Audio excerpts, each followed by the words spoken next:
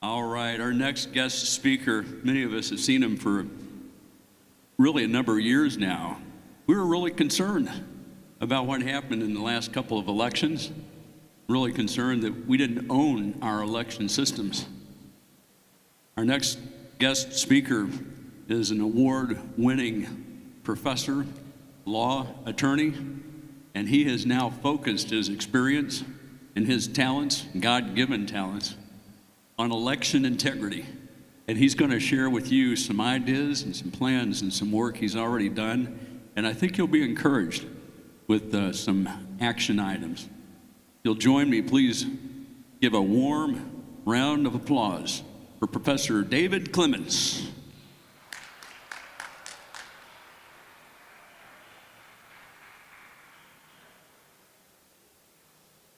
I know what you're thinking. Another speech. How lucky are you? And why do I bring that up? We don't have much as human vessels on what we can share. All we have is our testimony. We have our life's experience. And so I'm going to give you a testimony. Hopefully it will serve as an encouragement.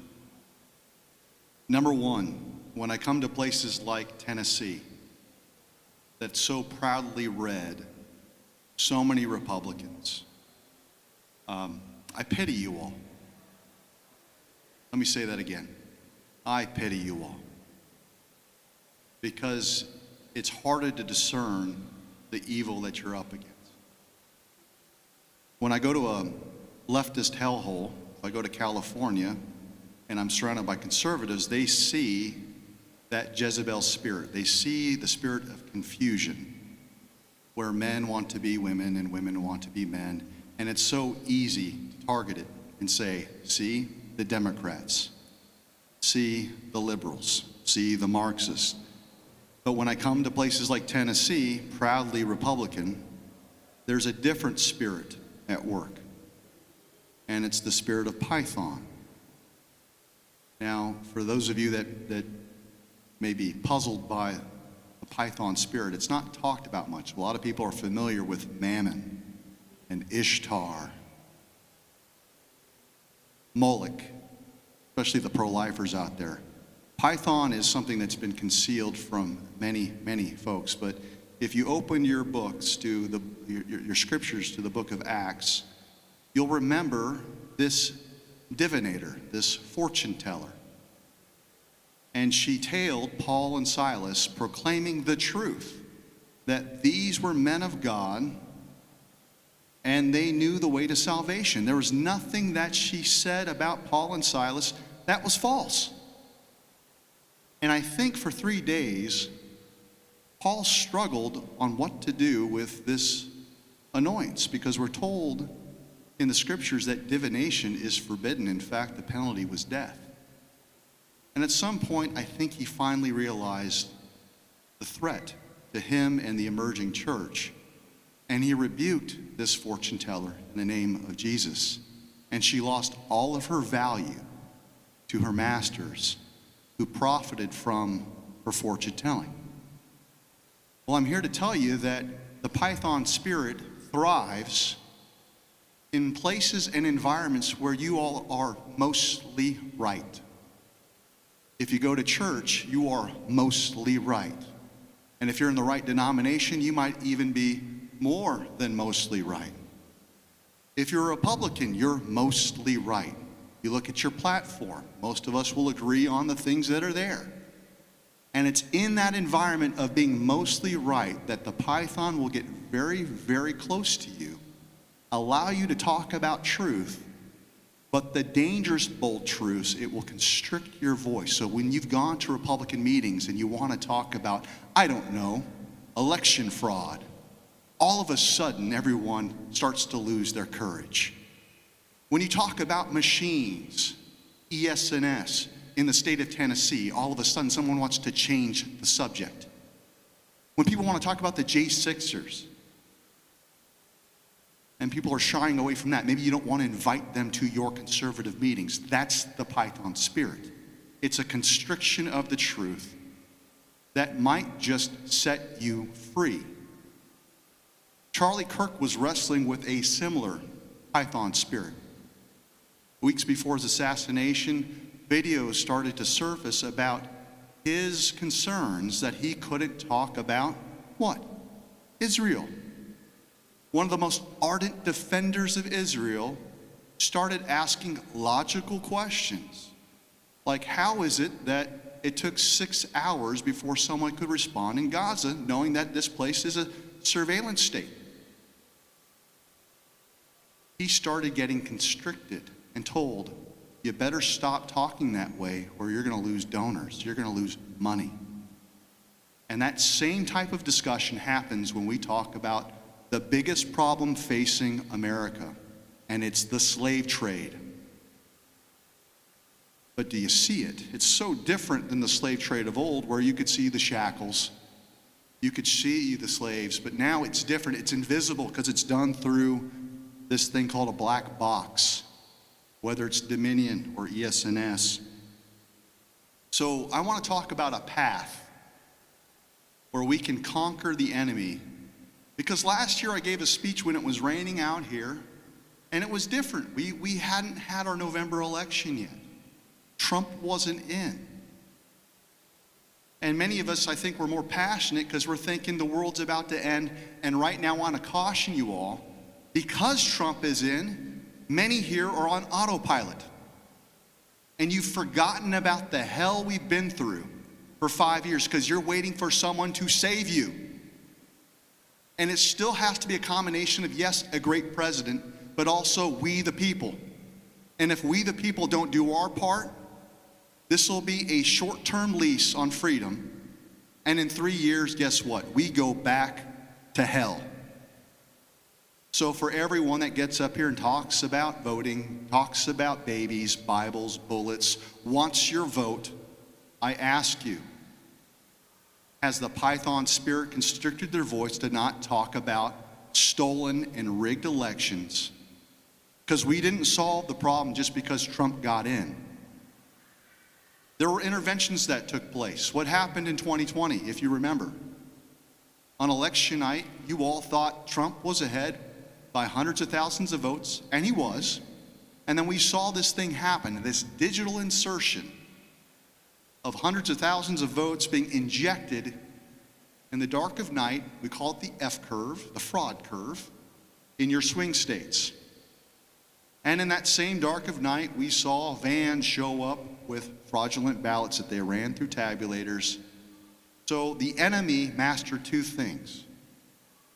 By injecting votes into the system that reports it out, when you watch on TV, when you look at the website and you're looking at the returns coming in, it interfered with true perception. Basically, you were being a lie was being transported into your mind about the votes and whether or not they were legitimate to begin with. That's obstacle number one. And then number two, the prevalence of hundreds of thousands of ballots that showed up, many of which were rescanned over and over and over again. So what was the difference in 2024 if we truly haven't solved the problem? Well, number one, in the swing states, you did not see the materialization of that injection, that digital injection in the swing states, not in Trump's race. And I think he was assisted. I think there was an intervention that took place where that couldn't be done this time. Whether that was a byproduct of Space Force, whether it was a byproduct of Starlink, whether it was due to the relationship between Trump and Elon Musk, all I know is that on election night, around 6:30, maybe a little later, Elon checked his phone, checked his app, and he said it's done. Trump's fine. He's going to win. How did he know that? How in the world did he know that? With such confidence. The other thing that we saw in 2024 was the interdiction of those fraudulent ballots that showed up in places like Pennsylvania, vans stuffed to the brim. But this time they were turned away and they weren't allowed to be counted. And that's why Trump carried the swing states. But how do I know that we didn't solve the problem? Who here knows who Carrie Lake is? She should be a U.S. Senator out of Arizona. Is she? Who here knows about Sam Brown in Nevada? Battle-scarred veteran. He should be a U.S. Senator in Nevada. Is he? There's at least 8 senators that were firmly in the winning side of the ledger on Election Day, and fraudulent ballots kept showing up days and days and weeks after Election Day until they were put from the winning column into the losing column. What's the solution for that? In fact, there's a company by the name of Runback that mass produces these fake ballots at an industrial scale, and there was a congressional delegation that showed up to their facility the day after the election, and guess what happened? Those ballot printers were still on. They had pallets full of fraudulent ballots being loaded onto Penske trucks by non-English speakers. And where were they destined for? Throughout Arizona, Nevada, Colorado, California. There were 30 House races where Republicans were leading in California on Election Day, and it took 2 months before they got their final reports in, and all 30 lost their races as mail-in ballots showed up. So we think we've got a republic. We think we've solved the problem, and I'm just told you right now, we should have a supermajority in the Senate that we don't have because of the rigged machines and the mail-in ballots.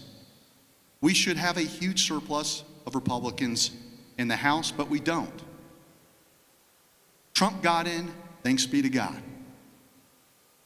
But this experiment is going to end in the calendar year of 2026 if we don't have a solution, a pathway that looks something like accountability. And that's what I want to talk about today. What is that pathway? Until the culprits, those behind the rigging of the 2020 election, are held to account, there will be no future for this country. And we can't ignore that. Is there a pathway? Yes. But you have to go back in time. But close your eyes for a second. Let's go back in time. And we want to revisit. There goes my speech notes, so I'm completely on the Holy Spirit right now. Go back in time and think of Abraham Lincoln. 1861, he was dealing with a Confederate uprising, rebellion, invasion. And he did something that was considered very, very unpopular, especially here in the South. And as someone who grew up in South Carolina, we have mixed opinions on Abraham Lincoln. I'm sure there's probably some similar sentiments here in Tennessee.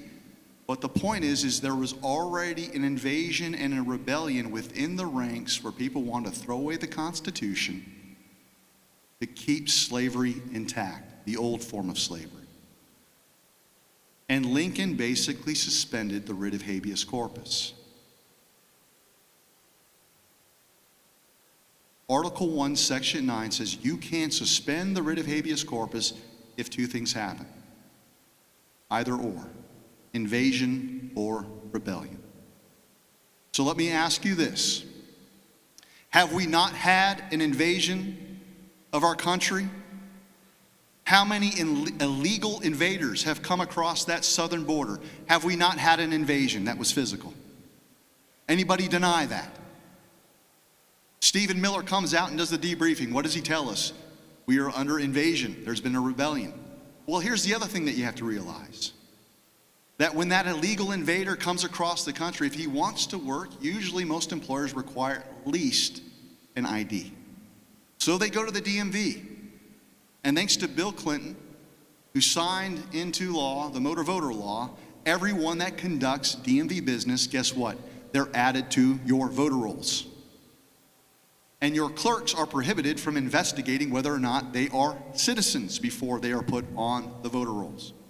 So when we look at the widespread fraud that took place in Orange County, California, we found out that nearly 10, 15, 20% of the votes that were cast by illegal invaders. Now, I'm not suggesting to you that they actually showed up and voted.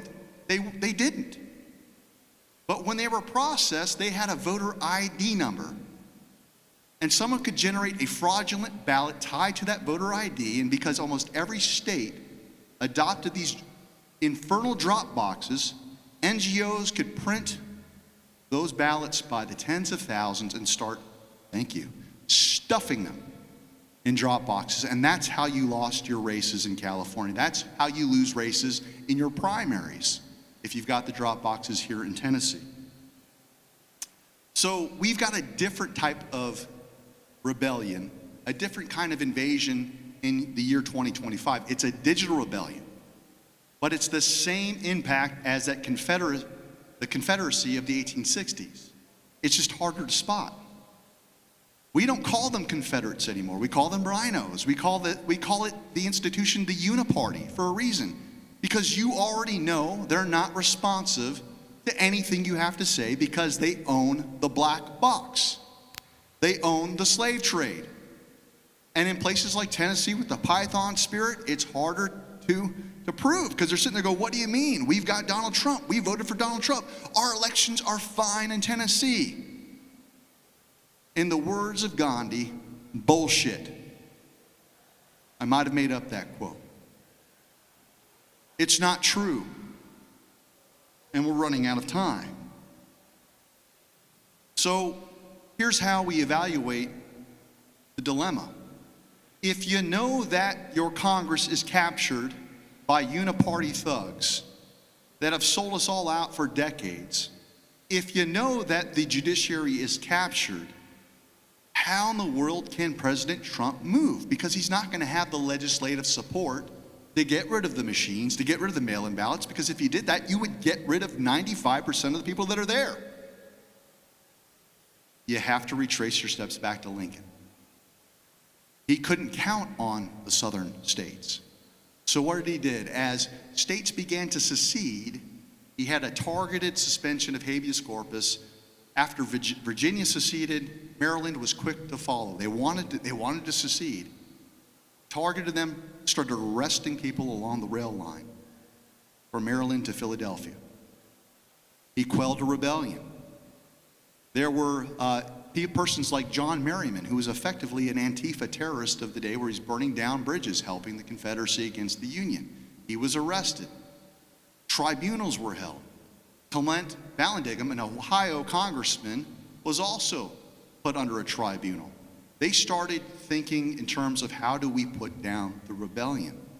And so all the due process people out there that hate the fact that I'm talking about a president doing this because it sounds so heavy-handed, I want to remind you that there were men and women that were in chains and bondage at the same time. So we can wax poetical on the Constitution later, but you can't lose sight of that. There is a decision that basically gives us wisdom on how to proceed. It's called the Youngstown Steel decision. It was written, at least the concurrence was written by a justice by the name of Robert Jackson.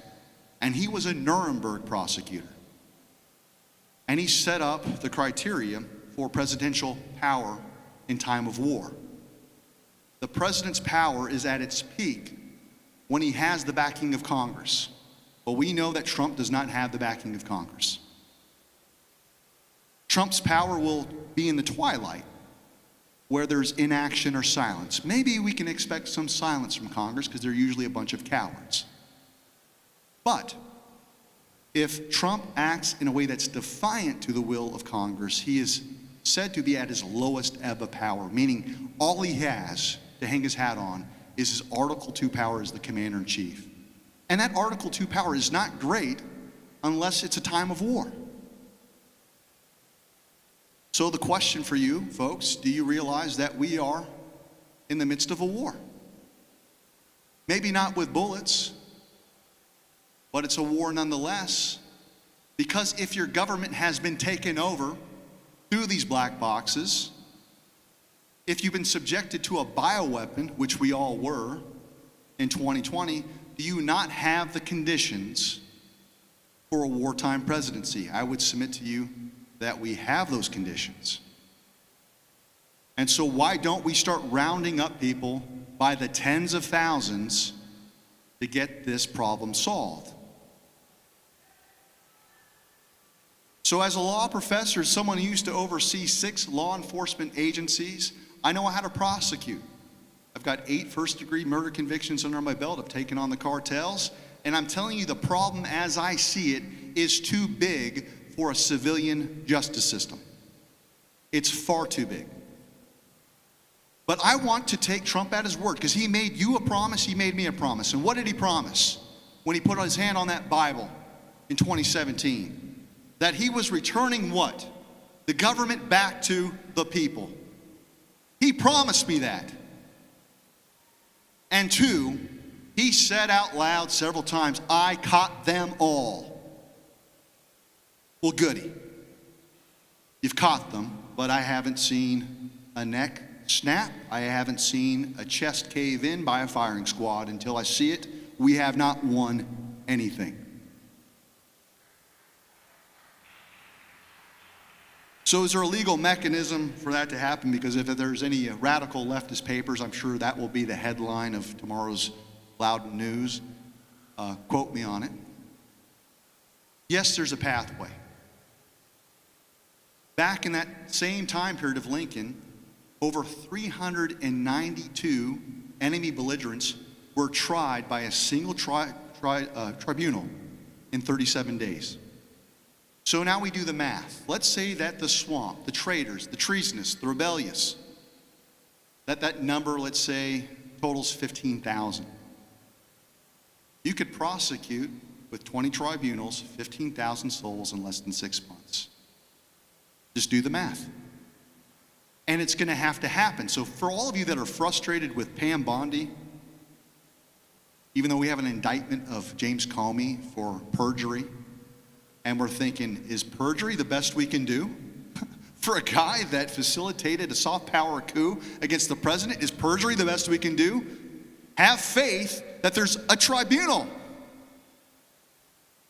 And so I see this as a two-tiered system, and they have to have a symphony between the two of them for it to work. You've got your treason camp. I'm talking about John Brennan. I'm talking about James Clapper. I'm talking about Barack Obama. I'm talking about Hillary Clinton.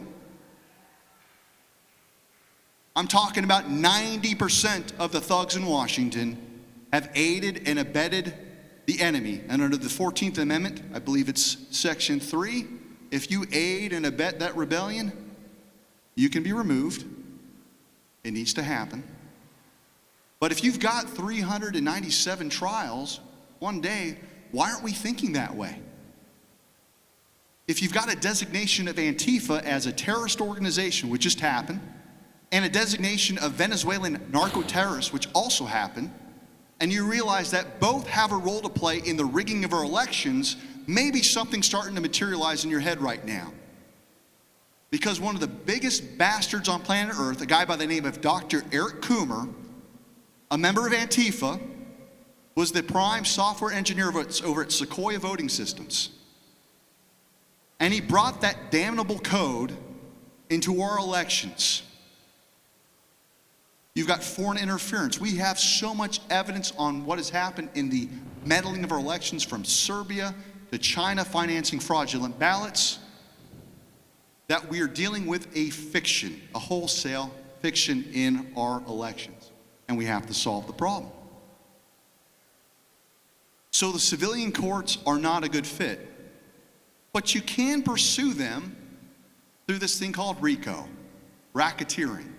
Because there's a shared enterprise between the Antifa thugs, between the narco-terrorists, between the uniparty, and they're all interested in keeping us dumb, putting drugs on our streets, taking away your property rights, furthering the invisible slave trade. And it's happening right now. But if you want to solve the problem, you have to cut off the head of the snake, which is the black box.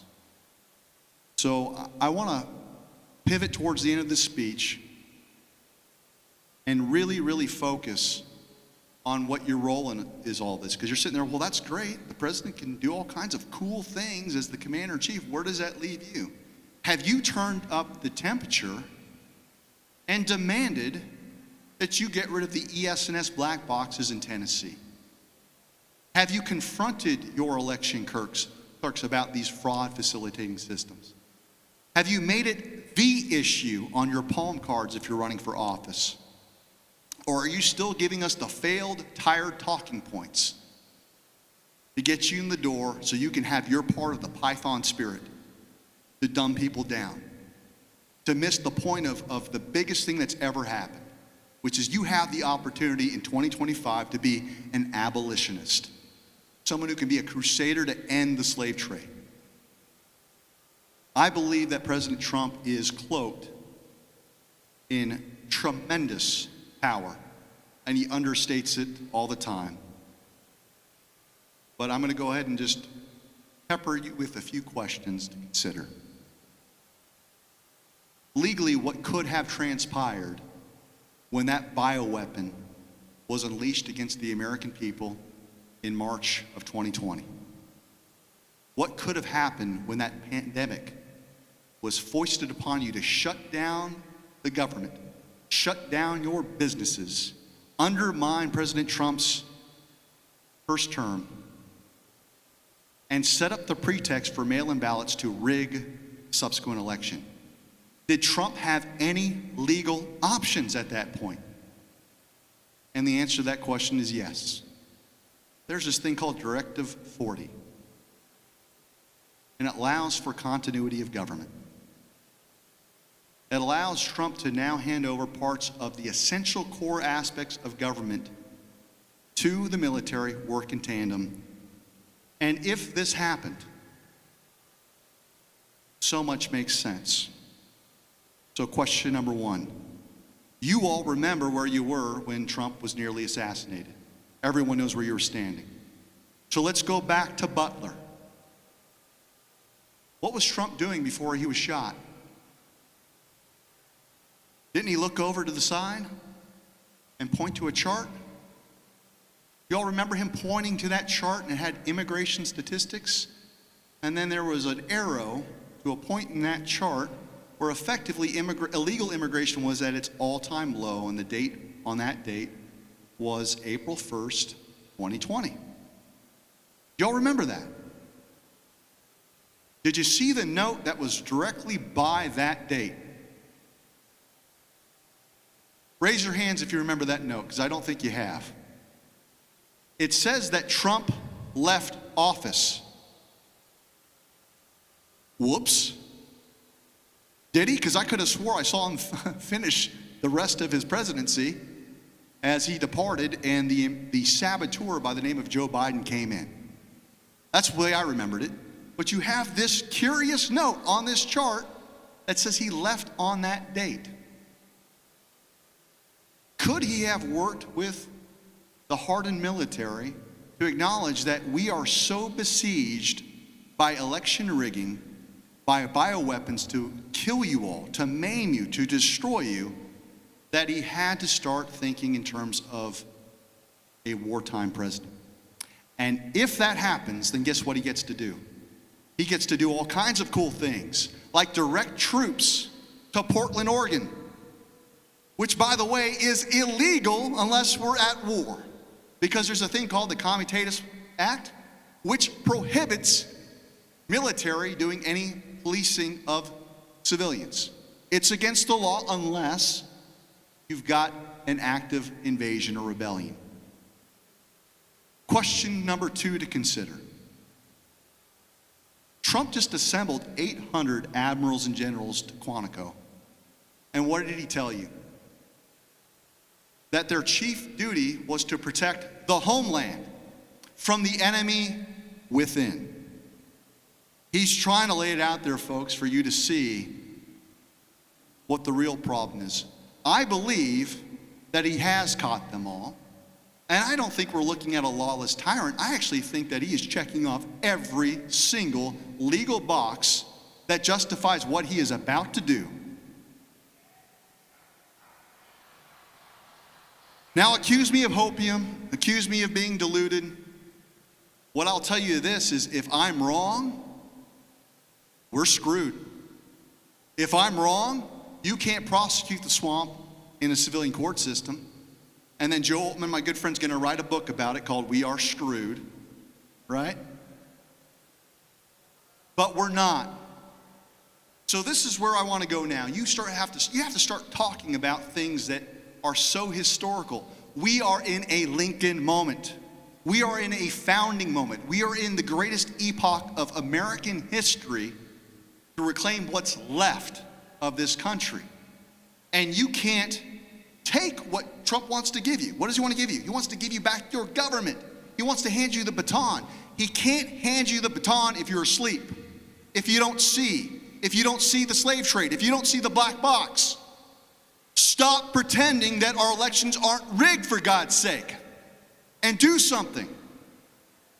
Because if you're not, you're part of the problem. You're waiting to be saved. And you can't receive your legacy, your inheritance, what's in your DNA as a son or daughter of the revolution, if you're blind.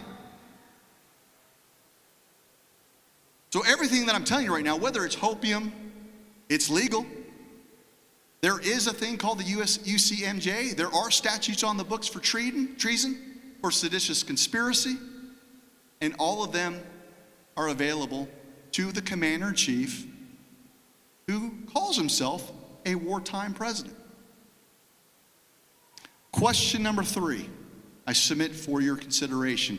In Quantico, President Trump said something that was astonishing. Either he's gone mad with mental illness, but he said, I'm the 45th, 46th, and 47th president. That only can be true if there was a continuity of government. Otherwise, folks, put him in a padded cell with Joe Biden, because that doesn't make any sense, unless he's telling you the truth. I think he's telling you the truth, but we don't want to feel silly talking about it. So I know I risk as a law professor who's been canceled, who's unemployable. I know the risk if I'm wrong. You guys, I'm giving you carte blanche a year from now, if I come back here, to point at me, and laugh, and throw tomatoes. But if I'm right, and we get mass arrests, mass prosecutions, maybe buy me a cup of coffee. Because we're gonna need all the caffeine we can get to take this to the next level. Because victory, to me, isn't just Trump winning and we get a 4-year respite. Winning to me is that we cast off the slavers' chains, we melt those election machines down, and your sons, your daughters get to cast a real vote. Something that none of us have done for about 20 years, by the way. And because we get real representation and we have real checks and balances against our feckless politicians, we might have a generational greatness for our country where we actually see the best is yet to come. Do you believe it? Do you have hope? Do you have optimism? Or maybe you're offering something else, which is what I see with most people, is your demoralization, your cynicism, your hopelessness. And if that's all you've got, keep it. Keep it. Get behind me, Satan. So this is your altar call in Tennessee. This is the recruiting of the remnant. That your eyes are open, but you got to see the problem. So if what I'm saying is correct legally about the commander-in-chief's power, you have to meet the president in the middle. And I'll close with this anecdote. And maybe it gives weight to what I'm saying, maybe it doesn't. Maybe it's sheer speculation. But in August of 2021, I was invited to meet President Trump.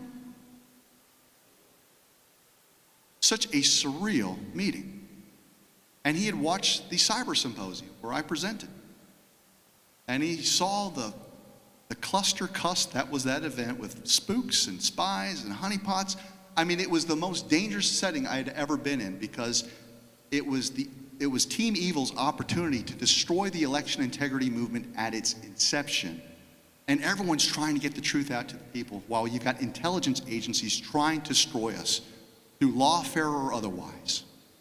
And President Trump, to my surprise, had watched me present, and so when I walked in the door, he looked at me. He said, "It's you? This is the guy that I'm meeting with? I just watched you on television for 2 hours." And he said some really nice things. And then he stands up and he starts pacing his desk, and he never takes his eyes off of me. It's almost like he's putting his radar, weighing me in the balance. And he said some great things, and then he goes into his routine, which you've seen him do many times, which is COVID, unfair, everybody hates me, everyone's terrible. You've all heard those speeches. And he's doing it, but he's reading me to see if I'll give away a reaction. And then he stops and he says, okay, what do we do? Now, I want you to think for a second that you were in my shoes and the leader of the free world, the most powerful man in the world, asked you for a solution to the greatest problem that we've ever faced. What would you do? This is my time to impress him, maybe get a job, because I was about to get fired a week later. I did none of those things. I simply looked at him and I said, Mr. President, I read all the lawsuits filed by your attorneys. They're fine. The black letter law is just fine. The problem isn't the black letter law.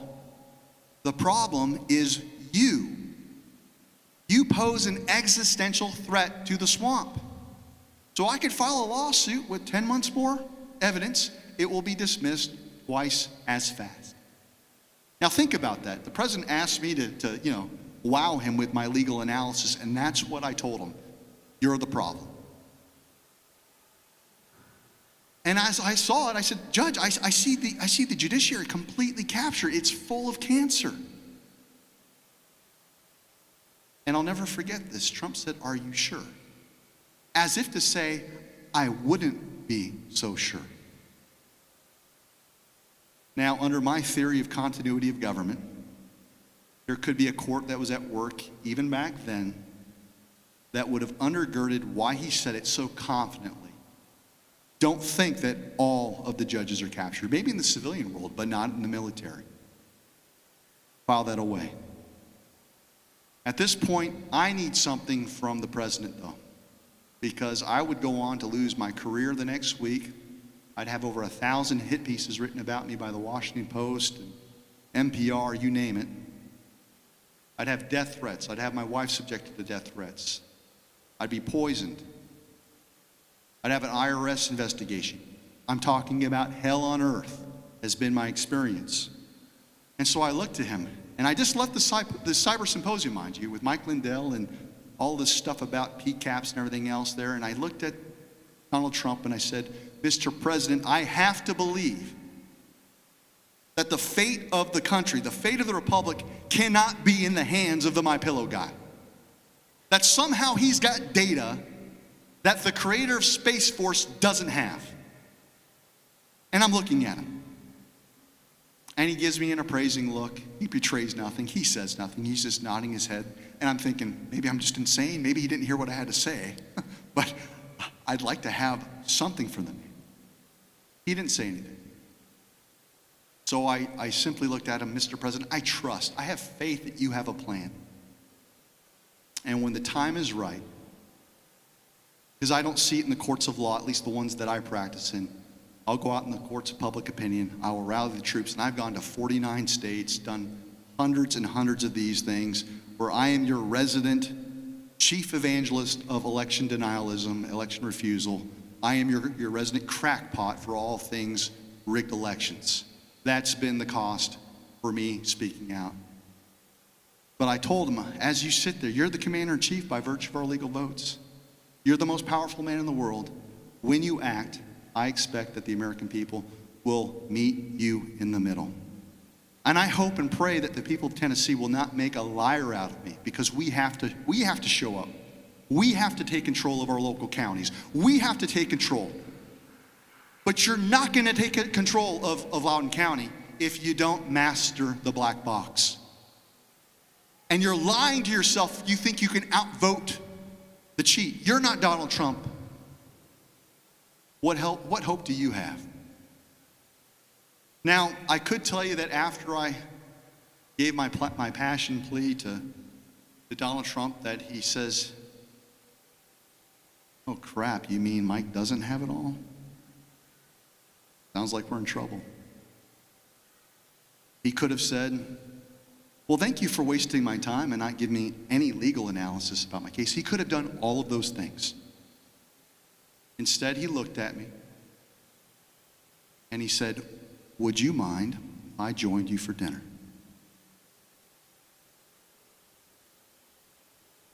To which I responded, I don't know. I think I've got a TiVo program that I want to watch, and let me check. I'm kidding, of course. I couldn't believe I got an invitation from Trump to do this. Now, I wasn't alone, but 30 minutes later, Donald Trump showed up and sat at a dinner table with me and many others for 3 hours.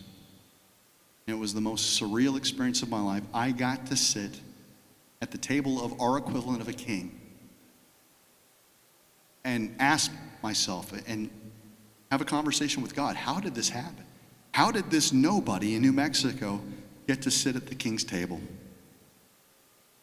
And what impressed me about Trump, sure, he's a genius. Sure, he plays 5D chess.